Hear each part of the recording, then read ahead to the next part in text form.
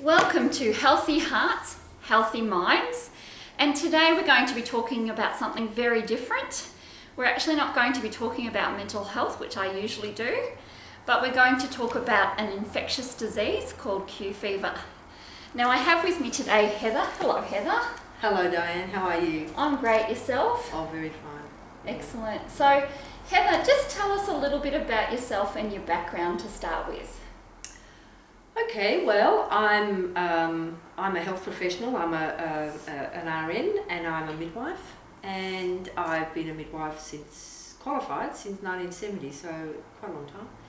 And I've worked overseas as a midwife in various resource poor environments, and over the last, say, 14 years or so, and I worked as a midwife with Doctors Without Borders in various countries overseas. So you're a registered nurse and a midwife? Oh yes, registered nurse, registered midwife. Yes. Just because I wasn't 100% sure, I thought that's what an RN meant, but I thought, well, if I'm not 100% sure, I'll make sure everyone is. Well, they often say Div 1 or Div, so I'm a Div 1, Bachelor of Nursing, and then I'm a midwife with a Master in Midwifery. Yes. Yeah. So you worked with Doctors Without Borders quite a bit over the last several years. What were some of the countries you travelled to? Well, I first went with MSF, Médecins Sans Frontières is the French name, of course, and I went with them in 2001. And that year I went to northern Sri Lanka during their civil war there, so we were in what's called the uncleared area, and I was as a midwife and teaching health, a health program there. And then the following year I came back from that after about 11 months or so, 12 months. And then I went back again to another part of northern Sri Lanka again for another shorter stint, about 3 months. Then I came back, and then in 2004, went to the Ivory Coast, Côte d'Ivoire in West Africa. And they were also in conflict at that stage. And MSF was working up in a small town, and in the rebel held area, and so I again was doing my mid there.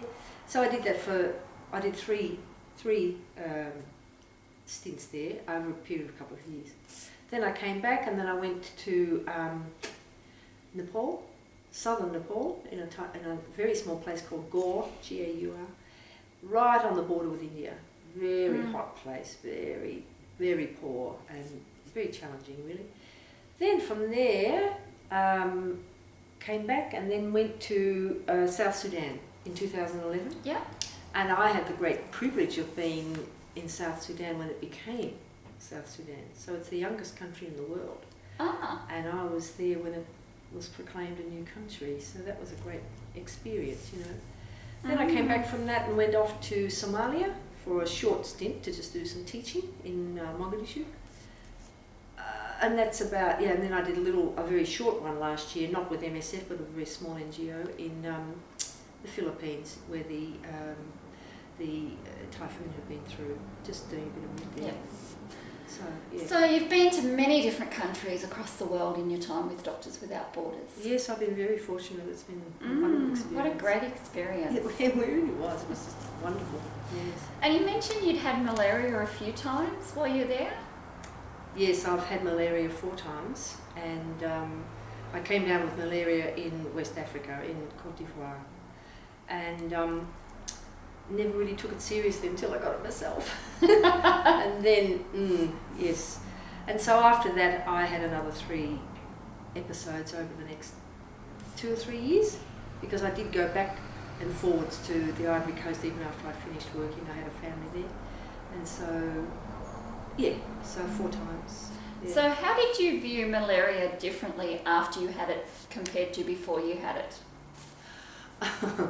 Well, because it was so prevalent where we were working, and it's been prevalent in many places that I've worked, you kind of didn't take it very seriously, really. It was like, everybody seemed to test positive for it. I'm talking about our local staff and our local population. And so you kind of looked at it as like, the African flu, bit of malaria. And then I got it, and I was completely incapacitated. And yes, I really developed a very great respect for it. And then working in South Sudan, we had a very bad malarial season there, which was only 4 years ago as we speak. And the malarial season was shocking, and there was a lot of deaths and a lot of cerebral malaria. So really... So your perspective changed quite yes. drastically after you experienced and was, in a sense, a victim of malaria. There's nothing like experiencing something, is there, to give you the full flavour. But yes, that's right. I became very good at taking my pills after that. Not that they always work, but yes, I've been a bit lax. Yeah. There we go. My fault. Entirely my responsibility. Now, you said you had a bit of a medical issue this year. Can you Yes. tell us about that from the very beginning, as far as what you knew and what you didn't know? Okay, well, this year, at Easter this year, myself and a friend, we set off to go up to Lightning Ridge. And so we drove up there and we camped a couple of places along the way and got to Lightning Ridge just as Easter started. So it was about the Wednesday before Good Friday, yeah. And very hot, of course, up there, very dry. They were in the middle of a very strong drought. A lot of people around, and we were camping. There was a lot of kangaroos where we were camping, but we were camping in a camping ground. And so that was that. And then it started to rain. I think we broke the drought. And so on the Friday night, they were going to have there was going to be a rodeo on the Saturday, that's right, and there was the Lightning Ridge Cup, the racing, all that had to be called off because the rain was just so intense. So on the Saturday we thought, well, we'd had one night under rain, and we thought, I think we've been there, done that. So we set off and came home. And I arrived back here, and on the Monday, I'm showering, and I saw these little black things on me, and I realised they were ticks. So I removed them, and then went to work, and I've had a few ticks. And anyway, about 10 days later, I just started to feel really ill. I started to feel I had a lot of joint pains, I had a fever, quite a severe fever, a lot of aching, myalgia, and an intense sort of fatigue. And so I came home, went to bed, I thought that'd be fine. The next day I thought I feel dreadful. I thought, this is malaria. This is exactly how I feel with malaria. How come it's come back? Anyway, malaria. So that was the Friday, the Saturday, Sunday. I thought, this is not getting it, this is a bit serious. Cut a long story short, I ended up going to a doctor, and he said, well, this could be rickettsia from the ticks. And so started me on some doxycycline. And I went back home to bed because I couldn't move. And lots of other bloods were taken for brucellosis, for, what else was there? There's a lot of, there was scrub typhus, there was, a lot of things. Anyway. Infectious diseases of various types, I think, from what you said. Well, that was the first GP that I went to, and then I came, and then all my liver function tests were wrong. They were just way out of sync, indicating that I had some quite overwhelming infection somewhere. My ferritins were very high. So then he sent me off to a gastroenterologist, and she sent me off for some MRIs to make sure my liver was okay. I thought, I've got cancer, that's it, we've got cancer. However, no. And anyway, she then sent me off to the infectious diseases department at the Alfred Hospital. So by this stage, it's 1, 2, 3, I've probably been sick for 3, coming up to 4 weeks. And prior to that, I'd been doing a bit of snooping on the net. Because I thought, well, what is this, and I came across something on Wikipedia, thank goodness for Wikipedia, called Q fever. And I thought, oh, wow, that sounds like this. Anyway, so when I'm talking to this doctor, infectious diseases doctor, I said, this couldn't be Q fever, could it? And he said, oh, look, I don't know, but we'll take some bloods for it, along with everything else. And So, so he do then, you think if you hadn't asked about it that he would have tested you for Q fever? Was it something that appeared to be on his radar? I don't think so. I don't think so. Not that I, no, not really. Maybe he had it in his mind, but he hadn't said anything. But anyway, yeah. Anyway, I brought it up, and so yeah. So then took more bloods. I had about 2 armfuls of blood taken by this, and he rang me about because he had to send them off to Queensland, and I think he sent them down to Geelong as well. And he rang me about another 2 weeks later. I suppose I've been ill 5 weeks by this stage, or 6. And he said, "You've got Q fever." And I said, "Oh well, So he said, "So keep taking the doxycycline because we don't want you to develop a heart, endocarditis or some other." By this stage, I was up and running, but I was very fatigued, incredibly tired, and once I got out of bed, I could only stay out for a couple of hours at a time. Then it got to, I'd get out in the morning, then I'd have to go back to bed in the afternoon.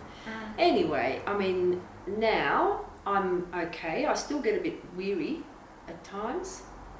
Probably get a little bit more easily fatigued than I used to. But beyond that, I feel pretty good. Yeah. Yes. So, in a sense, you're feeling like you're very lucky you've made quite a good recovery. Oh, yes.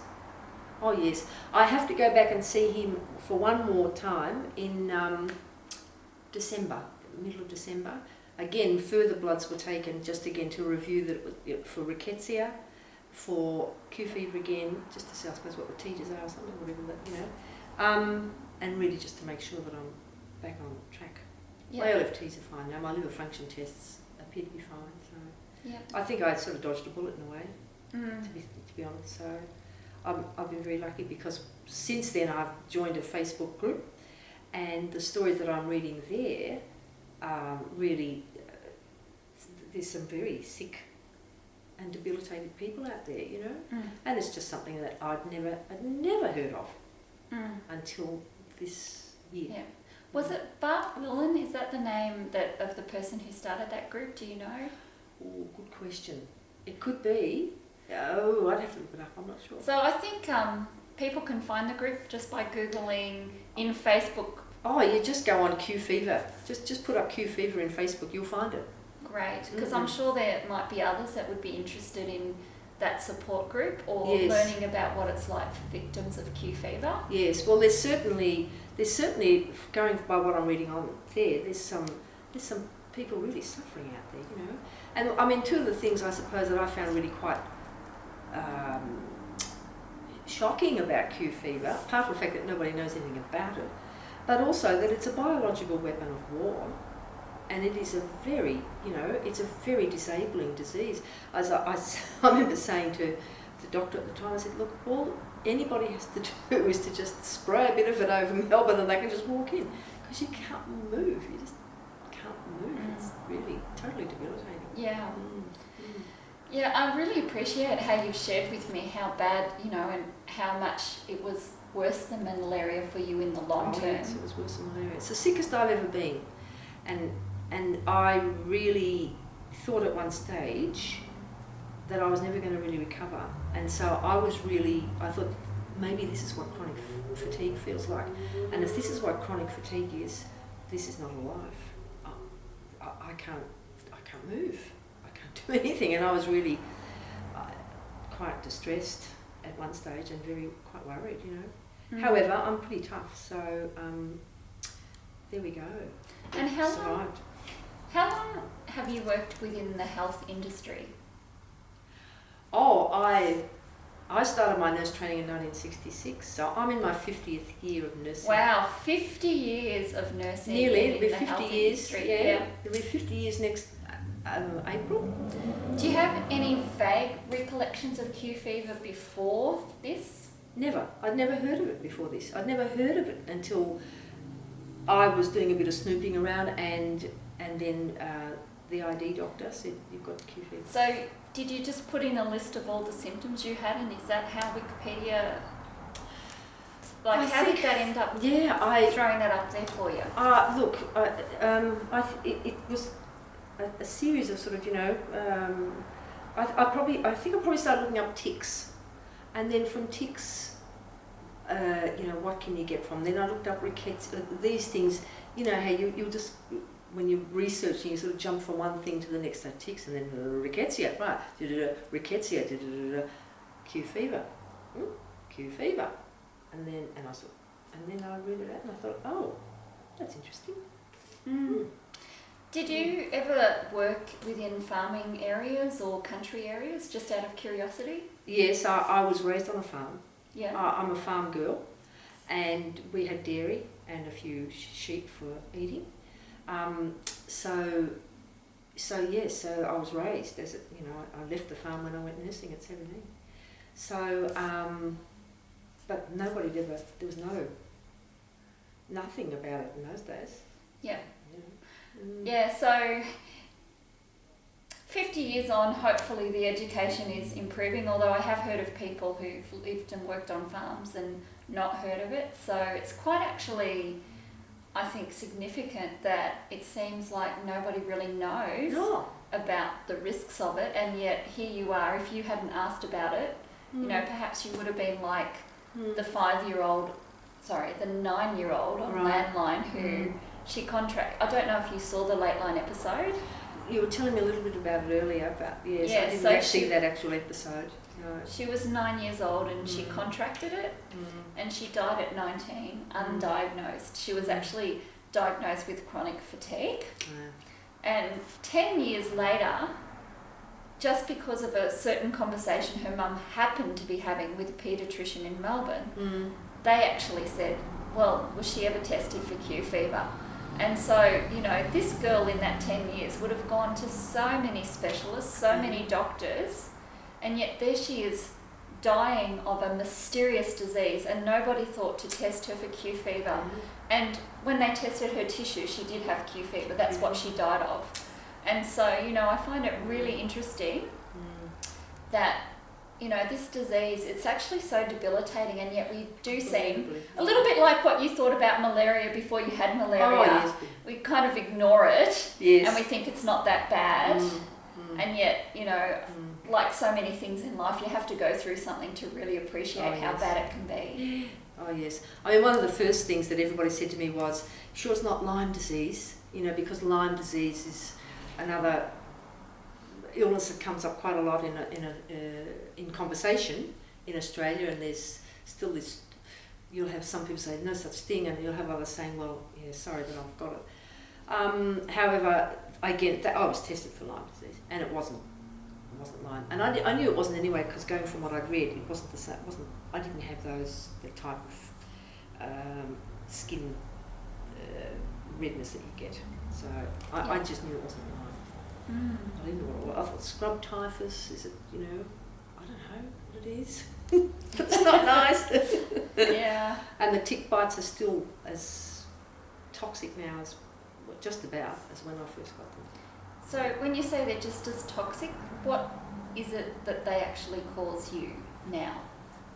Well, I had 9 ticks on me altogether, and of those, 1, 2, 3, 4 are still incredibly itchy, and if you scratch them, then I have developed like an eczema or a dermatitis around them, and that dermatitis is now breaking out in other parts of my skin on my body. So what will happen, I don't know. Tea tree oil is very good. Yeah. I put that on. Yeah, it tends to take away the itch a bit. So I guess that's something for you to discuss with the infectious disease doctor next time you have a visit. Well, yes, I did show them to him last time, and wasn't too worried about them. He doesn't have the itch, does he? However, yes, I mean it's I can live with it and it's fine as long as it's not. It's not the worst thing that can happen. So, but yeah, I've got one just here, and I constantly when I go to have my hair cut, I have to say to the hairdresser, now that's not an infection, and it's not some it's because you feel feels terrible. You don't want them to feel like you're going to pass on some Well, dreadful exactly. I mean, disease. Yeah, that's fair enough. But yeah, but beyond that, touch wood, I think I have made I know I've made a good recovery overall. Right. And but yes, I certainly wouldn't wish it on anybody. Not nice. And I really thought at one stage, oh my God, not so much I'm going to survive this, but is this my life now? Is this it? Because this is not life. So did that cause you suicidal thoughts? I wouldn't say suicidal because I wasn't there long enough for it. But I thought, this is not living. When am I going to start to feel better? At that stage I had a grandson or a grandchild coming, and I thought, I need to be up and running, ready for this. I thought, I'm not going to be able to help at all. However, I was, so there we go. Great. Well, I'm so pleased, Heather, that you have been blessed to recover so well from that, and Yeah, I'm lucky. I really appreciate you taking time to share your journey with us That's my and pleasure. just to highlight, a little bit about this mysterious, very unknown disease. So thanks so much for your time. Well, it's my pleasure, and thank you for taking the time to ask me about it. Thanks, Heather. It's been a pleasure. Thank you.